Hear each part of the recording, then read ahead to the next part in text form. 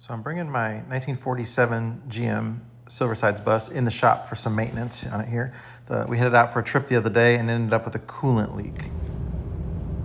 The last month and a half, we put a lot of highway miles on the bus. It flies down the highway, so just a little bit of maintenance is going to need to be done here looking at this coolant leak. Here's a little video clip of it leaking coolant when we got back. The engine was real hot, so I didn't want to mess with it too much. We're leaking coolant back there. It's dripping.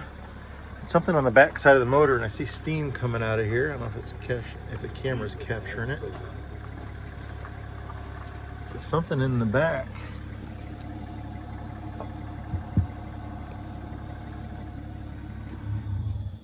But I just checked my coolant level here, and the coolant's right there in the thing, so it's not low on coolant. I guess I do have some oil.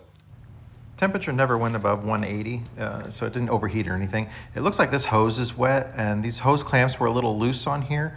This is the next morning, and everything's kind of cooled down, so I think it looks like it's probably just this hose here, and then the radiator fan was blowing it everywhere to the right towards the transmission. So I'm pretty sure I can see some staining down the side of this hose where it looks like it's been leaking on there. I had already scheduled some cooling system maintenance, so if you own a Silversides bus and your fan has never come off through your radiator, it's not a question of if your fan is going to come through your radiator, it's when it's going to happen. Mine happened about 10 years ago. The fan got loose, came off, the blades got all curled up, it went right through the radiator. I replaced it with a 8V71 fan and was able to saw the ends of it off with a Sawzall, so it was never completely balanced right. And I plugged up all those radiator core holes and drove that thing home 150 miles after that happened. But I had already ordered this new replacement fan for it, and it was scheduled to come in this week. So I got to drain the coolant anyways to fix this, so let's get the new fan on here too. 10 years in the waiting. Okay, so we're getting ready to drain the coolant on it, so we can replace the hose back here where we had a coolant leak. And also while we're at it, I ordered a new radiator fan. It's gonna have more blades on it and a little bit better than what I have on here, lighter weight too. So we're gonna pull the radiator out and replace the radiator fan on it.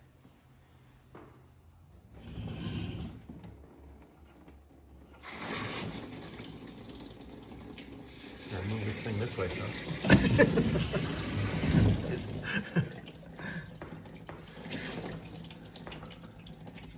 Just let it go. Just go for it. Dude, it's heading towards the mud flap. That's it. All right, 1, 2. Whoosh.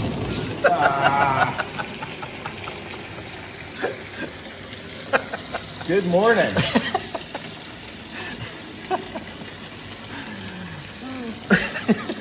It's all right. George, you feed yourself. I'm gonna replace the thermostat too. I ordered that in. I feel like my thermostat's not been opening all the way or not opening properly just by watching the temperature. When it's cooler outside and it's running warmer than it should, and never near like overheating or anything, and I've seen it swing like 10 degrees instantly before, and it's like, wait, something's not right with that thermostat. Be very careful to not break this thermostat housing. They're getting very, very rare, and they're brittle. They're aluminum, and things get seized on here. Luckily, I've had this one off about 10 years ago, and I put never seize on it.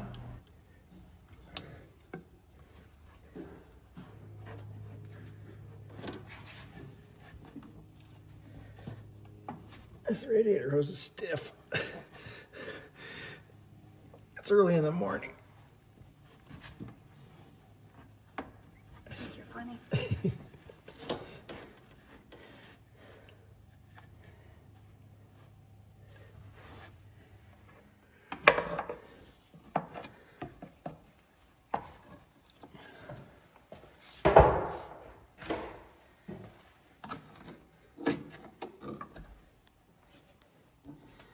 That's longer than I thought it was going to be.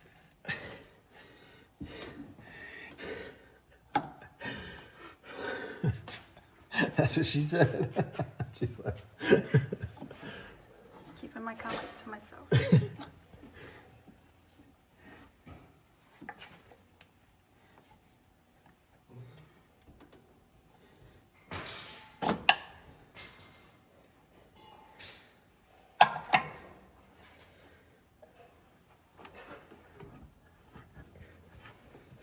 that ought to be pleasant to put back on.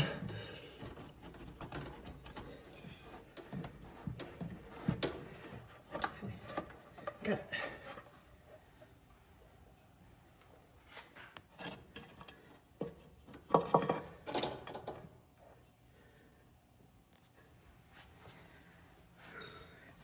Definitely put anti-seize on these when you put them back together, because a lot of times this is aluminum and those are steel. And the dissimilar metal corrosion, a lot of times you spend hours and hours and hours trying to get this apart. Luckily, I've had this apart in the last 10 years. Get the old gasket off of there. It's coming off in pieces. Kelly's putting some pigment down where I made a mess. When I pulled the thermostat out, what was in the block then had the ability to get sucked out. So I didn't think that this thermostat was opening all the way. When I look at it up close here, it looks like it's been rubbing on there. So I'm wondering if it's been kind of cocking sideways or something. You see those little marks in there? I'll boil it and throw it in some water and see what it does. But I felt like what my temperature gauge was doing sometimes told me this thing was not opening all the way. And then every once in a while I would see the temperature gauge moving like 10 degrees instantly, which told me the thermostat opened more than what it had been. So the radiator wasn't heat soaked. It was the thermostat was making the engine, but it wasn't overheating, but it was running warmer.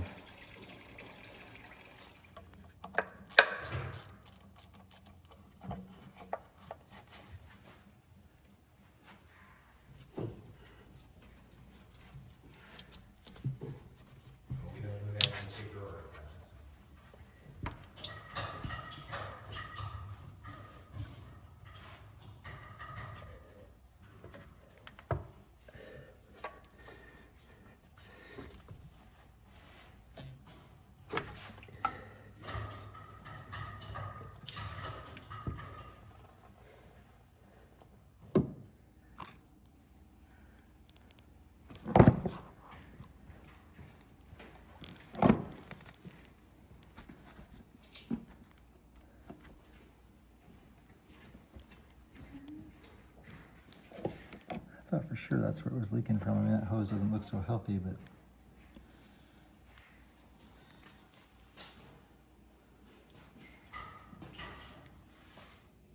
yeah, you can clearly see where that thermostat was rubbing the spring there on the inside. I'm sure that had to affect it, but we're gonna put in some hot water here and see what happens. This is a 170-degree thermostat, so it should open up pretty quick here in this water that's like just about ready to boil here.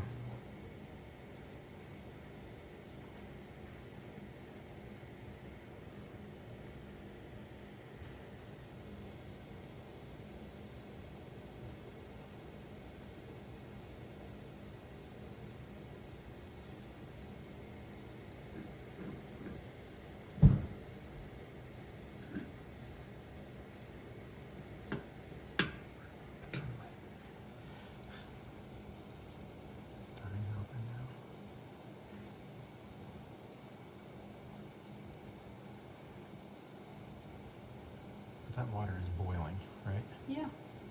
That means it's 200 and something degrees and this thing's barely opened.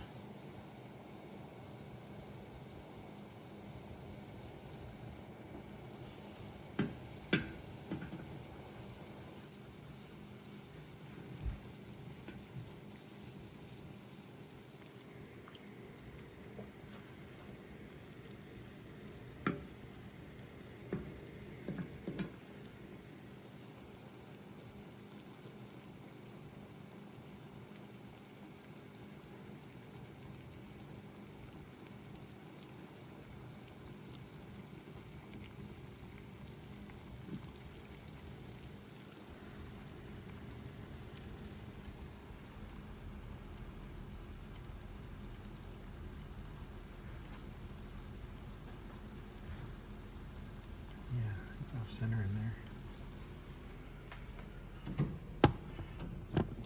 You're all done with this one?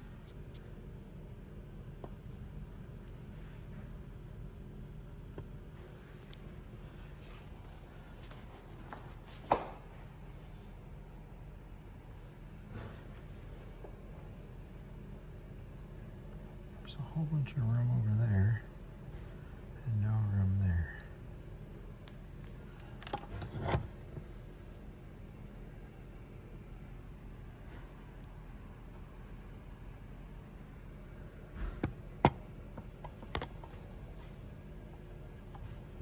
See what's been rubbing.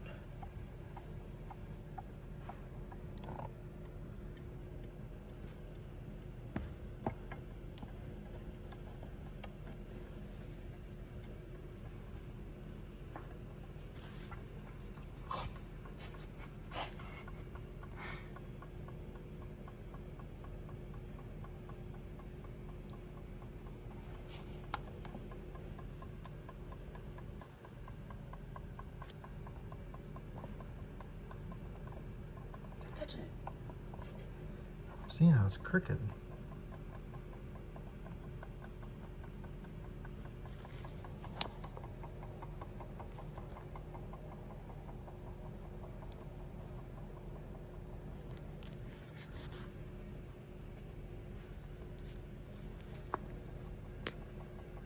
It's closer there.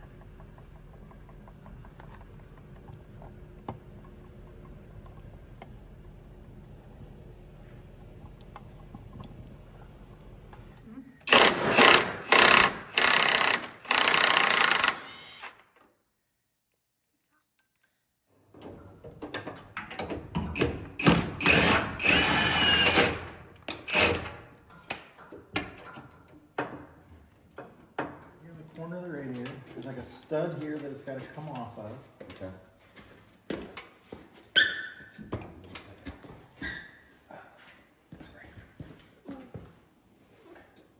Oh, right here? Yeah. This guy right there? Yeah, Okay. so we're gonna try and pull it this way a little bit. We don't want to come off the jack.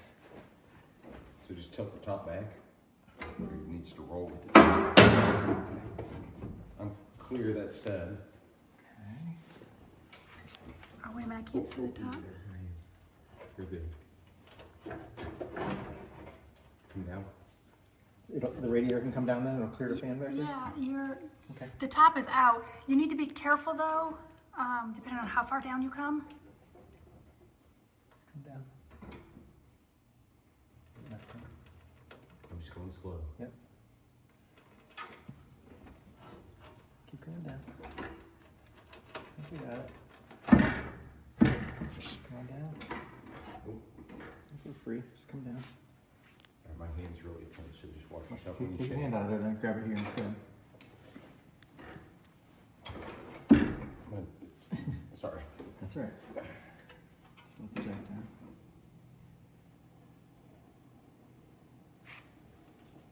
Keep coming. Yep. Watch. Check this side again. Let's pull the bottom out this for a little bit. Yeah, you're good back here. I'm gonna hit on where the stud was, so I gotta tilt it here. Your way a little bit. Alright, I'm free. Keep coming down. Yep, you said come down. Is it always? Okay. Jack back a little bit.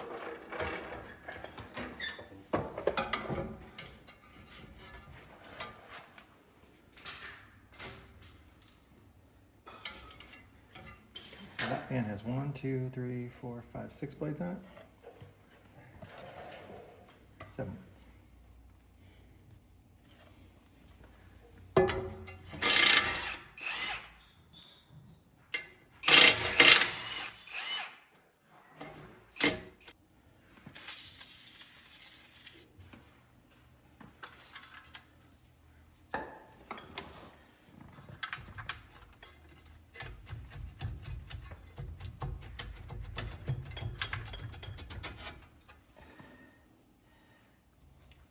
There's a little adapter on here, and we need to make a new one to make it fit the bolt hole pattern for the new fan. So I got a machinist friend, Jeff, is going to make a new adapter here, but we got to pull this old one off so we can get all the measurements off of it.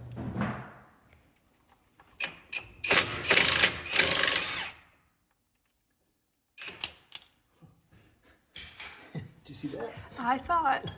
So did everybody else. This adapter is held down with little Allen head bolts, and they're pretty rusty, so I'm pounding this in to get it to grab good.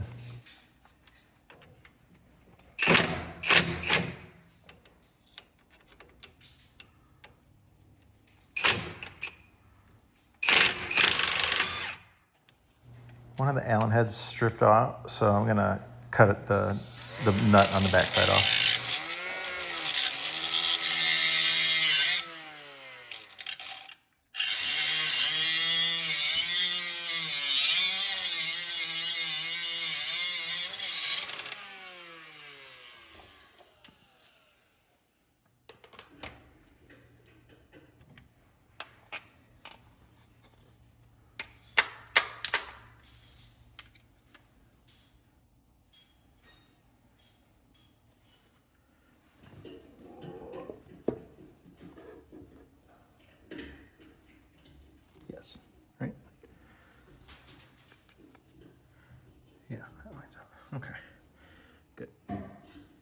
My buddy Jeff's gonna make a new one of these that will fit this fan here, because the circle in the middle is a little bit smaller, but that is the same bolt hole pattern that actually bolts it here to there. So we'll have that taken care of.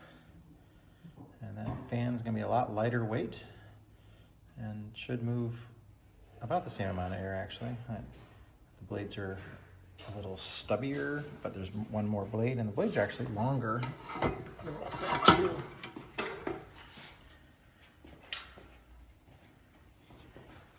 It's gonna be a nice upgrade and balanced, because this other one, I cut that off with a Sawzall.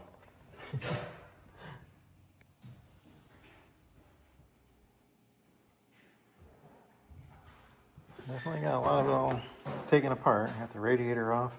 I'm gonna run a inspection camera down in that radiator and make sure the top looks good, so there's nothing plugging. If any of those tubes look like they're plugged up on the inside, then I'll remove the top cap and rod it out.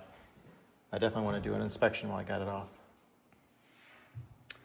This is a left-hand rotation engine, and this fan spins backwards, so the blades are backwards from the way you normally see a fan blade. And order it special that way. So there's a little raised lip that sticks out there that has to sit over, and then there's that nipple in the middle that also sticks out.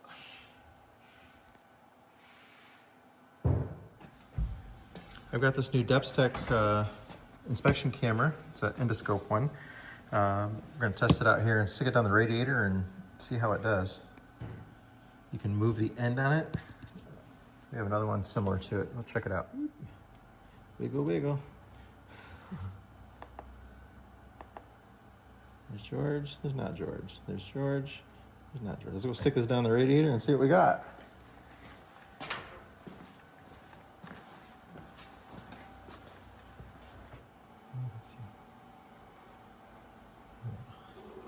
don't know how I got it folded over on itself though, but.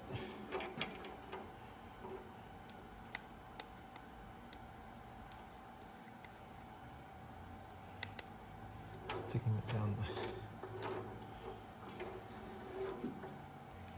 Here we go. I had a really good shot for a second there.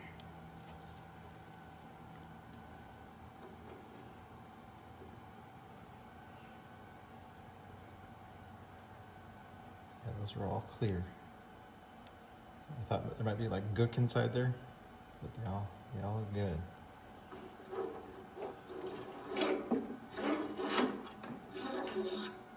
Nice. That's where we're at for today. We're waiting on the thermostat to come in, and then my buddy Jeff to make that adapter for the fan. And then if you've never seen the inside of Lenny after we did the remodel, I'm going to show you a quick video clip that we shot when we were at that last bus rally. It'll show you the inside of the bus. And then that's it for this video, and we'll get back on this project in a couple days. So we'll give you a quick tour of the inside of the bus here. We are going to redo the whole front. It's going to get painted auto paint up here. Our buddy Oz is going to help us with that, but we got to continue stripping everything down to do that.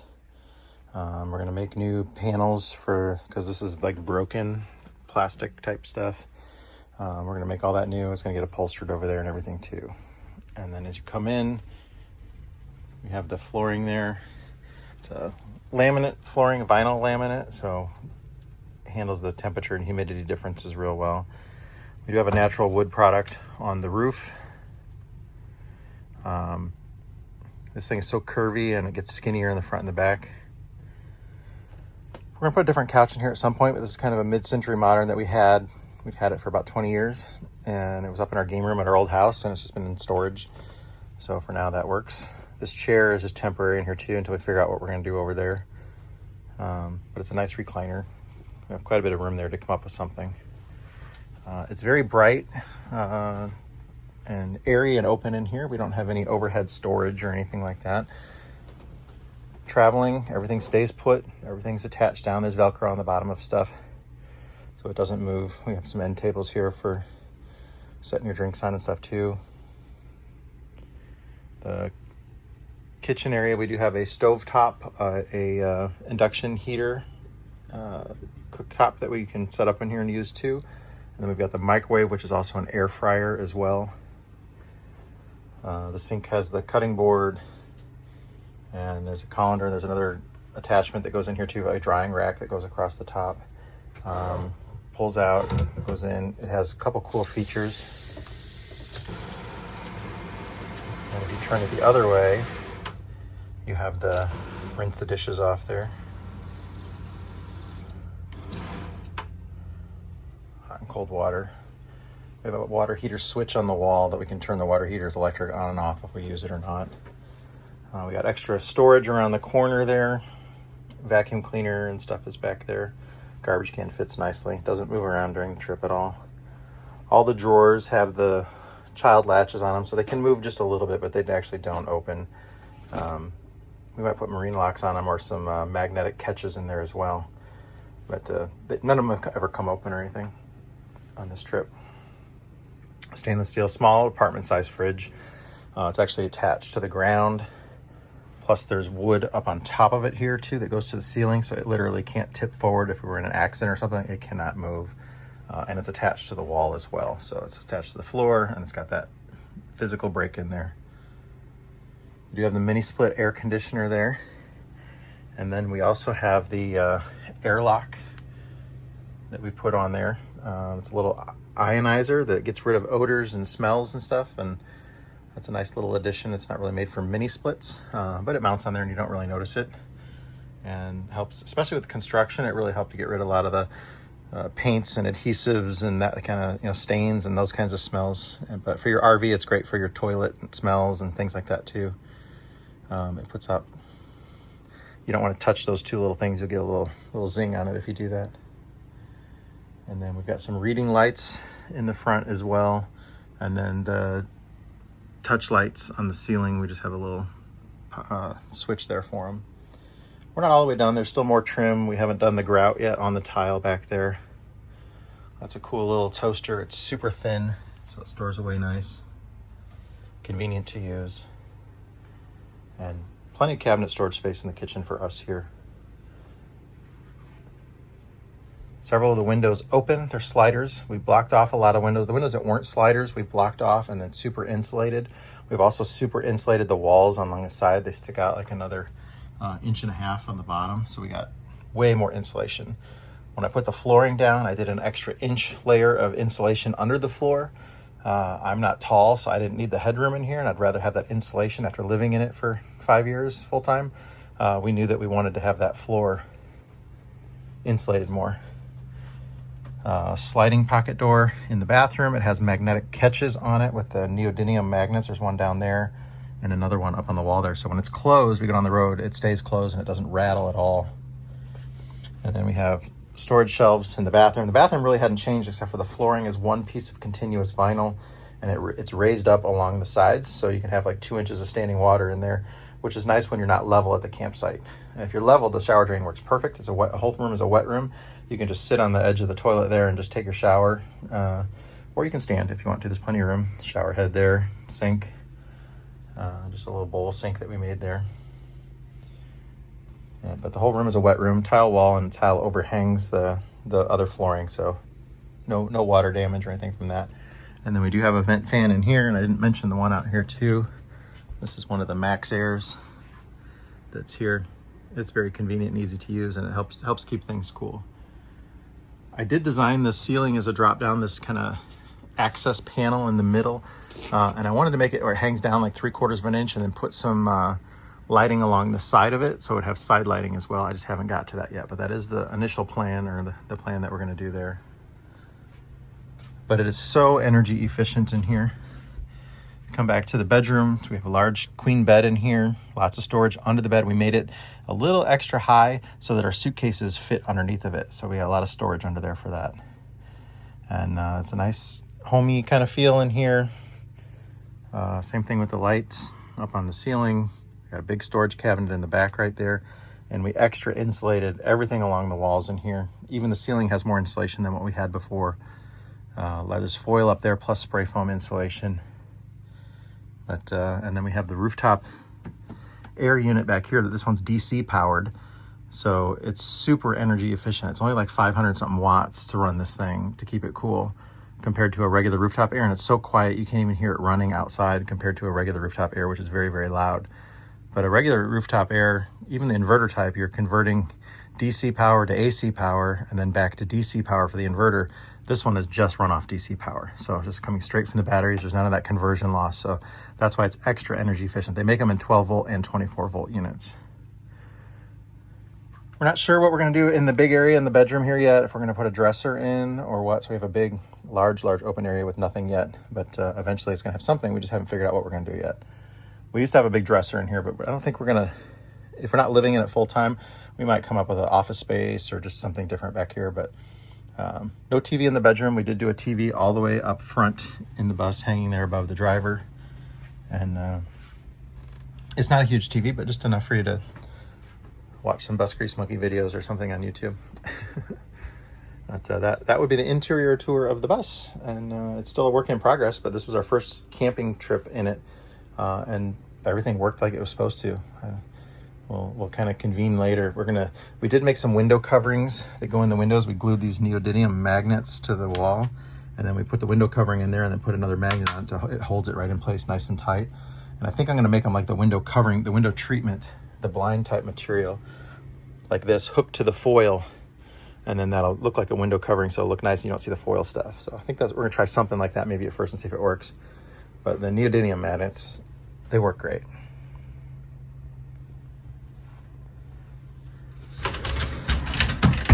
And then that's locked in place, and it's the magnet on the bottom. Catch has it there too. This needs to get painted still.